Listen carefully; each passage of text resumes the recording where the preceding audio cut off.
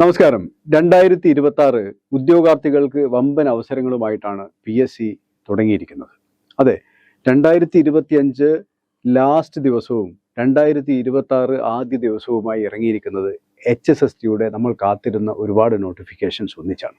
ആ നോട്ടിഫിക്കേഷൻസ് അതിലെ പ്രധാനപ്പെട്ട കാര്യങ്ങൾ ഒന്ന് ജസ്റ്റ് കാണുവാൻ വേണ്ടിയിട്ടാണ് ഈ വീഡിയോ. നമുക്ക് വീഡിയോയിലേക്ക് പോകാം. ഗസറ്റ് ഡേറ്റ് ഒരുപക്ഷെ നമ്മുടെ ജീവിതത്തിൽ വളരെ പ്രധാനപ്പെട്ട ഒരു ഗസറ്റ് നോട്ടിഫിക്കേഷൻ ഇറങ്ങിയ ഡേറ്റ് ആയിരിക്കും. നിങ്ങൾ നോട്ട് ചെയ്ത് വെക്കുക. ഇത് വളരെ പ്രധാനപ്പെട്ടതാണ്. ഈ പരീക്ഷകൾ അപേക്ഷിക്കുവാൻ തീരുമാനിച്ചിട്ടുള്ള ആൾക്കാർ, ക്വാളിഫൈഡ് ആയിട്ടുള്ള ആൾക്കാർ ഓർക്കേണ്ട ഏറ്റവും പ്രധാനപ്പെട്ട കാര്യം ലാസ്റ്റ് ഡേറ്റ് ആണ്. ലാസ്റ്റ് ഡേറ്റിന് കാത്തു നിൽക്കുന്ന നമ്മുടെ സ്വഭാവം മാറ്റിവെക്കുക.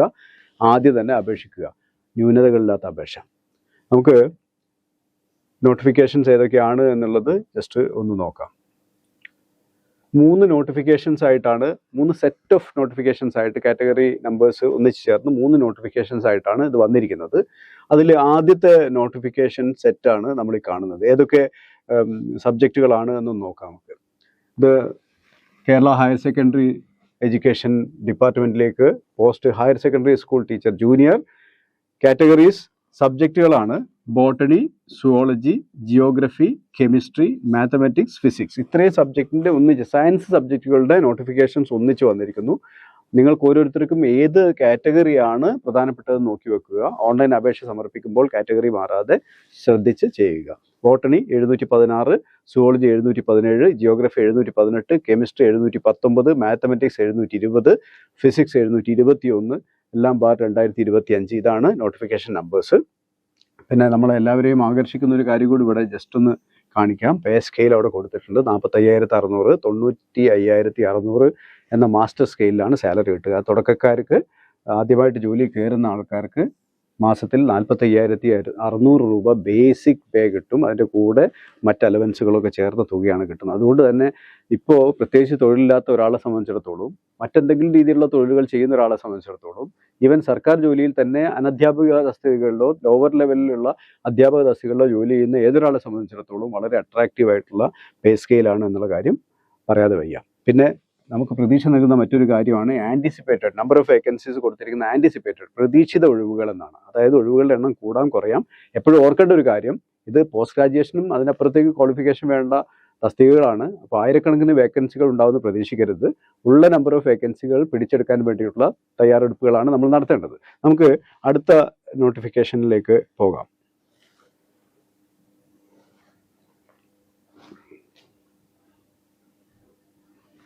ഇത് നോട്ടിഫിക്കേഷൻ ഏതൊക്കെ സബ്ജക്റ്റിലാണെന്ന് നോക്കാം.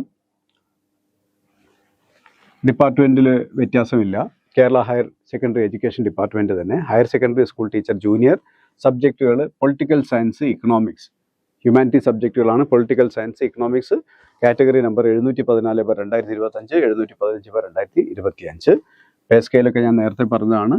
എല്ലാം തുല്യമാണ്. ആൻറ്റിസിപ്പേറ്റഡ് വേക്കൻസീസ് ആണ്. അപ്പോൾ ഇത് നിങ്ങളുടെ സബ്ജക്റ്റ് ആണ് എങ്കിൽ ഈ കാര്യം ഓർക്കുക. ലാസ്റ്റ് നോട്ടിഫിക്കേഷൻ, ആ സെറ്റിലെ ലാസ്റ്റ് നോട്ടിഫിക്കേഷനിലേക്കാണ് നമ്മളിനി പോകാൻ പോകുന്നത്. ലാംഗ്വേജസ് ആണ് ഈ നോട്ടിഫിക്കേഷനിൽ നമുക്ക് കാണാൻ പറ്റുന്നത്.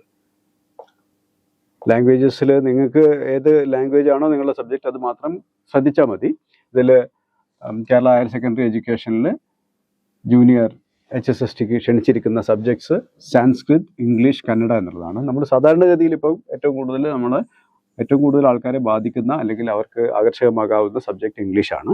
ഇംഗ്ലീഷിൻ്റെ കാറ്റഗറി നമ്പർ 710/2025 ആണ്. പേ സ്കെയിൽ നേരത്തെ പറഞ്ഞത് ഓർക്കുക.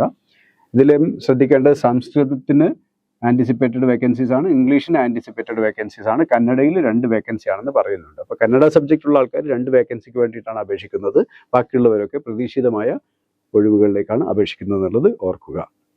ഇനി ഇതിൽ ഈ നോട്ടിഫിക്കേഷനുമായി ബന്ധപ്പെട്ട് നമ്മൾ ഏറ്റവും കൂടുതൽ ശ്രദ്ധിക്കേണ്ട, ചർച്ച ചെയ്യപ്പെടുന്ന ഒരു പ്രധാനപ്പെട്ട കാര്യം എന്ന് പറയുന്നത് ക്വാളിഫിക്കേഷൻ ആണ്. ക്വാളിഫിക്കേഷൻ എന്ന് പറയുന്നത് ഏത് സബ്ജക്റ്റിലായാലും ആ സബ്ജക്റ്റിൽ ജനറലി ആണ് പറയുന്നത് കേട്ടോ. സ്പെസിഫിക് ആയിട്ടുള്ള കാര്യങ്ങളുള്ള വ്യത്യാസങ്ങൾ നിങ്ങൾ നോട്ടിഫിക്കേഷൻ നിങ്ങളുടെ ഏത് സബ്ജക്റ്റ് ആണോ അതുമായിട്ട് ബന്ധപ്പെട്ട് നോക്കിയിട്ട് മനസ്സിലാക്കിക്കൊള്ളണം. മാസ്റ്റേഴ്സ് ഡിഗ്രി വേണമെന്നാണ് പറയുന്നത്. അതായത് MSc MA നിങ്ങളുടെ സബ്ജക്റ്റിൽ മാസ്റ്റേഴ്സ് ബിരുദം വേണം. അത് മാത്രമല്ല 50% മാർക്കോട് കൂടിയ മാസ്റ്റേഴ്സ് ബിരുദം വേണം. ഇതിനൊക്കെ എക്സംഷൻസ് ഉള്ളത് നോട്ടിഫിക്കേഷനിൽ വ്യക്തമായിട്ട് കൊടുത്തിട്ടുണ്ട്. അപ്പോൾ നിങ്ങൾ അതുമായി ബന്ധപ്പെട്ട് കാര്യങ്ങൾ നോക്കി മനസ്സിലാക്കി ചെയ്യുക. അല്ലെങ്കിൽ ഇക്വാലൻ്റ് കേരള യൂണിവേഴ്സിറ്റിയിൽ നിന്നുള്ള യൂണിവേഴ്സിറ്റി, കേരളത്തിലെ ഏതെങ്കിലും യൂണിവേഴ്സിറ്റിയിൽ നിന്നുള്ള 50% കുറയാത്ത മാസ്റ്റേഴ്സ് ഡിഗ്രിയോ അല്ലെങ്കിൽ തത്തുല്യ യോഗ്യതയാണ് പറയുന്നത്. പിന്നെ അതിന് കൂടെ വേണ്ടതാണ് BEd വേണം, നിങ്ങളുടെ സബ്ജക്റ്റിൽ BEd വേണം, അല്ലെങ്കിൽ അതിന് തുല്യമായ ക്വാളിഫിക്കേഷൻ വേണം. പിന്നെ പ്രധാനപ്പെട്ട മറ്റൊരു കാര്യമാണ് സെറ്റ് പരീക്ഷ പാസ്സായിരിക്കണം. നമ്മുടെ സബ്ജക്റ്റിൽ സെറ്റ് പരീക്ഷ പാസ്സായിരിക്കണം, അല്ലെങ്കിൽ അതുമായി തുല്യതയുള്ള മറ്റേതെങ്കിലും യോഗ്യത വേണം എന്നുള്ളതാണ് ക്വാളിഫിക്കേഷൻ സൈഡ്. ക്വാളിഫിക്കേഷൻ സൈഡ് നിങ്ങൾ നോക്കേണ്ടത് നിങ്ങളുടെ വ്യക്തിപരമായ ക്വാളിഫിക്കേഷൻ നോട്ടിഫിക്കേഷനിലെ ക്വാളിഫിക്കേഷനുകളുമായി തട്ടിച്ച് നോക്കിയിട്ട് നിങ്ങൾ ക്വാളിഫൈഡ് ആണ് എന്ന് ഉറപ്പുവരുത്തിയിട്ട് മാത്രം അപേക്ഷിക്കാൻ ശ്രദ്ധിക്കുക. ഇനി ഒരു പ്രധാനപ്പെട്ട ഇതുമായിട്ട് ബന്ധപ്പെട്ട് നമ്മൾ ശ്രദ്ധിക്കേണ്ട ഒരു കാര്യം കൂടി പറഞ്ഞിട്ട് നമുക്ക് വീഡിയോ സമ്മപ്പ് ചെയ്യാം. നമ്മൾ അപ്ലൈ ചെയ്യുന്ന സമയത്ത് ശ്രദ്ധിക്കേണ്ട ഒരു കാര്യമാണ്, PSC പ്രത്യേകം പറയുന്നതാണ്, പലപ്പോഴും നമ്മൾ മറന്നു പോകുന്ന ഒരു കാര്യമായതുകൊണ്ടാണ് ഞാനിതിവിടെ സൂചിപ്പിക്കുന്നത്. അതായത് നമ്മൾ എപ്പോഴും ഒരു പ്രിൻ്റ് ഔട്ട്, ആപ്ലിക്കേഷൻ ഫുൾ ചെയ്ത് സബ്മിറ്റ് ചെയ്ത് കഴിഞ്ഞതിന് ശേഷം ഒരു പ്രിൻ്റ് ഔട്ട് അല്ലെങ്കിൽ ഒരു സോഫ്റ്റ് കോപ്പി നിങ്ങൾ സൂക്ഷിക്കണമെന്ന് പറയുന്നുണ്ട്. പിന്നീട് ഇതുമായി ബന്ധപ്പെട്ട് എന്ത് തരത്തിൽ കമ്മ്യൂണിക്കേഷൻ PSCയുമായി നടത്തണമെങ്കിലും ഇത് ആവശ്യമായതുകൊണ്ട് തീർച്ചയായും ചെയ്യണം. അത് നമ്മളുടെ ഓൺലൈൻ അപേക്ഷിക്കുമ്പോൾ നമ്മളുടെ വൺ ടൈം രജിസ്ട്രേഷൻ ആ സൈറ്റിൽ പോയി കഴിഞ്ഞാൽ മൈ ആപ്ലിക്കേഷൻ എന്ന ഭാഗത്ത് ക്ലിക്ക് ചെയ്താൽ നിങ്ങൾക്ക് ഇത് ഡൗൺലോഡ് ചെയ്ത് സൂക്ഷിക്കാൻ സാധിക്കും. ആണെങ്കിൽ നിങ്ങൾക്ക് പ്രിന്റ് സൂക്ഷിക്കാം, ഒരു സോഫ്റ്റ് കോപ്പി സൂക്ഷിക്കാം. അത് ശ്രദ്ധിക്കേണ്ടതുണ്ട്, കാരണം പിന്നീട് അങ്ങോട്ടുള്ള എല്ലാ കറസ്പോണ്ടൻസിനും ഇത് ആവശ്യമുള്ളത് കൊണ്ട് മറക്കാതെ ചെയ്യേണ്ട ഒരു കാര്യമാണ്. രണ്ടാമത്തെ ഒരു കാര്യം ശ്രദ്ധിക്കേണ്ടത്, ഇതിൽ ആധാർ കാർഡ് ഉള്ള എല്ലാവരും തന്നെ should add Aadhaar card as ID proof in there profile എന്ന് പറയുന്നുണ്ട്. ആധാർ കാർഡ് ഉള്ള എല്ലാവരും നിർബന്ധമായും അവിടെ നിങ്ങളുടെ പ്രൊഫൈലിൽ ID പ്രൂഫായിട്ട് ആധാർ കാർഡ് കൊടുത്തിരിക്കണം എന്ന് ഒരു ക്ലോസ് ഉണ്ട്, മറന്നു പോകാതിരിക്കുക.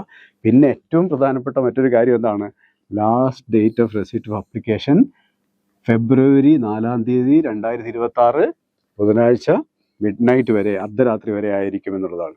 അപ്പോൾ ഈ ഒരു കാര്യം പ്രധാനമായിട്ട് എല്ലാവരും ഓർക്കുക. ഈ നോട്ടിഫിക്കേഷൻ്റെ ജിസ്റ്റാണ് ഞാൻ പറഞ്ഞത്. നിങ്ങൾക്ക് ഇതുമായി ബന്ധപ്പെട്ട് ഡീറ്റെയിൽ ആയിട്ട് എന്തെങ്കിലും സംശയങ്ങൾ തീർക്കാനോ മറ്റോ ഉണ്ടെങ്കിൽ ഈ വീഡിയോയ്ക്ക് താഴെ കമൻറ്റ് ചെയ്താൽ ഞങ്ങൾ തീർച്ചയായും സഹായിക്കുന്നതാണ്. പിന്നെ നിങ്ങൾക്ക് ഇതിന് മോസ്റ്റ് ഓഫ് ദ കേസ് നമ്മളുടെ ഡയറക്ഷൻ്റെ വിന്നിംഗ് സ്ട്രാറ്റജി ബാച്ചസ് അവൈലബിൾ ആയിട്ടുള്ള കേസുകളെല്ലാം തന്നെ നിങ്ങൾ ഉടനെ തന്നെ ആ കോഴ്സുകളിൽ ജോയിൻ ചെയ്ത് ഇനി സമയം നഷ്ടപ്പെടുത്താതെ, കാരണം സമയബന്ധിതമായി പരീക്ഷ നടത്താൻ സാധ്യതയുണ്ട് എന്നാണ് പരീക്ഷയുടെ കലണ്ടർ, ടെൻറ്റേറ്റീവ് കലണ്ടർ സൂചിപ്പിക്കുന്നത്. അതുകൊണ്ട് ഇനി സമയം വേസ്റ്റ് ആക്കാതെ നിങ്ങളുടെ ബാച്ചുകളിൽ ജോയിൻ ചെയ്യുന്നത് ഒട്ടും വൈകാതെ ചെയ്യുക, എന്നിട്ട് പഠനം തുടങ്ങുക. അപ്പോൾ നമ്മളിപ്പോൾ അഡ്മിഷനുള്ള ബാച്ചുകൾ ഞാനൊന്ന് സൂചിപ്പിക്കാം. HSST ഫിസിക്സിനുള്ള ബാച്ച് അഡ്മിഷൻ ഓപ്പൺ ആണ്. Chemistry, economics, English, botany, zoology, ഈ വിഷയങ്ങളിലെല്ലാം തന്നെ ഇപ്പോൾ അഡ്മിഷൻ ഓപ്പൺ ആണ്. അതുകൊണ്ട് ഒട്ടും വൈകാതെ ജോയിനിങ് നടക്കണം. ജോയിനിങ് മാത്രം പോരാ, അപ്ലൈ ചെയ്യാനുള്ള യോഗ്യത ഉണ്ടെന്ന് ഉറപ്പുവരുത്തണം, അപ്ലൈ ചെയ്യുന്നുണ്ടെന്ന് ഉറപ്പുവരുത്തണം. അതുപോലെ തന്നെ പ്രിപ്പറേഷൻ ഈ ലെവലിൽ തന്നെയുള്ള ഒരു പരീക്ഷ ആയതുകൊണ്ട് ആദ്യമേ തുടങ്ങി ശരിയായ രീതിയിൽ മുന്നോട്ട് കൊണ്ടുപോവുകയും വേണം. അപ്പോൾ എല്ലാവർക്കും നവവത്സര ആശംസകൾ. അതോടൊപ്പം നല്ലൊരു വിജയം ഇതിലൂടെ പിടിച്ചെടുക്കാൻ സാധിക്കട്ടെ എന്ന് കൂടി ആശംസിക്കുന്നു.